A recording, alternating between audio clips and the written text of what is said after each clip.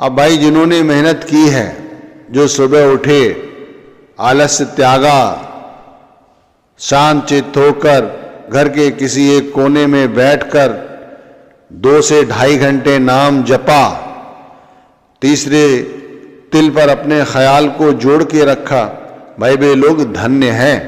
और वे लोग ही भाई शून्य समाधि से महाशून्य की समाधि में एक दिन पहुंच जाते हैं और वहां पहुंचकर वो भंवर गुफा में प्रवेश करके उस सोम की धुन को सुनते हैं। अब ये तो बात ऐसे समझो शब्द किया जिस घट उजियार, धनवे जन जिन शब्द आधार, तू भी सुन चढ़ शब्द पुकार, शब्द होए फिर गल का हार।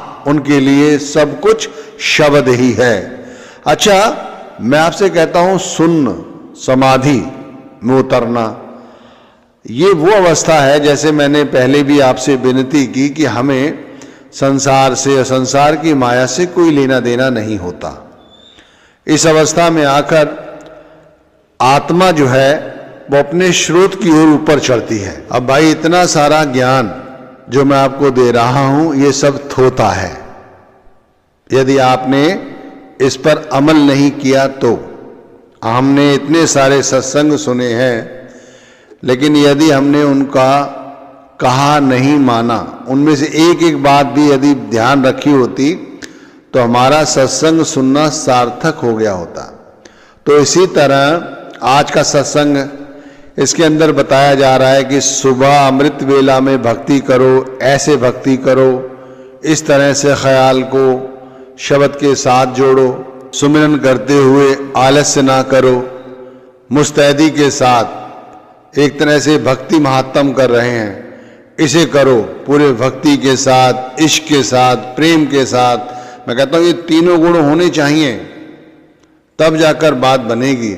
और जो मूर्ख हैं, जो केवल नाम को ऐसे ही लेकर छोड़ा हुआ है, भाई उन लोगों के बारे में क्या कहा जाए। संतों ने कहा भी है, संत कही है छान कर, मूर्ख माने नाही, बिना प्रीत परतीत के कैसे पावे ठाए। भाई बगैर प्रेम के, बगैर प्रीति के, बगैर भक्ति के ठहराव कैसे आएगा।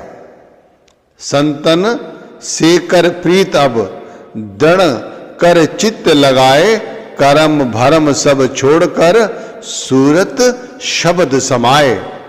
भाई जब तक हमारी सूरत शब्द के साथ नहीं जुड़ती और हम सारी जिंदगी यदि इन्हीं कर्मों भ्रमों